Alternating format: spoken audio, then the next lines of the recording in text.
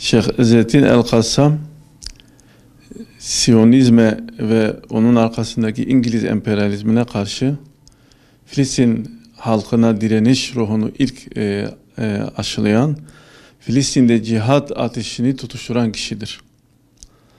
1930'lu yıllarda İngiliz emperyalizmine karşı direnişin, kıyamın, İslami mücadelenin, İngilizlere karşı silahlı cihatın önderliğini yapmış bir insandır Şeyh İzzettin El-Kassam.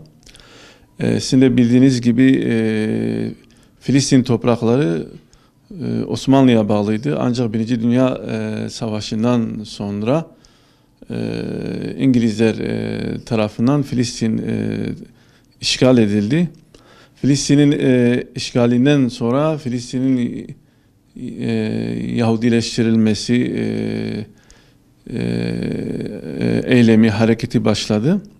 Ve Filistin'e çok ciddi bir Siyonist akım gerçekleştirildi. Filistin adeta Siyonist militanların, Siyonist silahlı eylemcilerin istilasına uğradı. Ve bu istilaya karşı Filistin halkı, genelde bütün ümmet ama özellikle de Filistin halkı büyük bir umutsuzluk, büyük bir karamsarlık içerisindeyken onlara direniş ruhunu aşıladı ve Filistin'de kıyam hareketini başlattı. Şeyh İzzettin El-Kassam 1935 yılında Filistin'de İngilizlerle girdiği silahlı mücadele esnasında şehit edilen büyük bir İslami önderdir. Bugün İslami cihat olsun, Hamas olsun, Filistin'deki diğer İslami direniş hareketleri olsun, Şeyh İzzettin El-Kassam'a, onun mücadelesine, direnişine çok şey borçludurlar. Şehit İzzettin El-Kassam'ı şehadetinin yıl dönümünde tekrar rahmetle anıyoruz.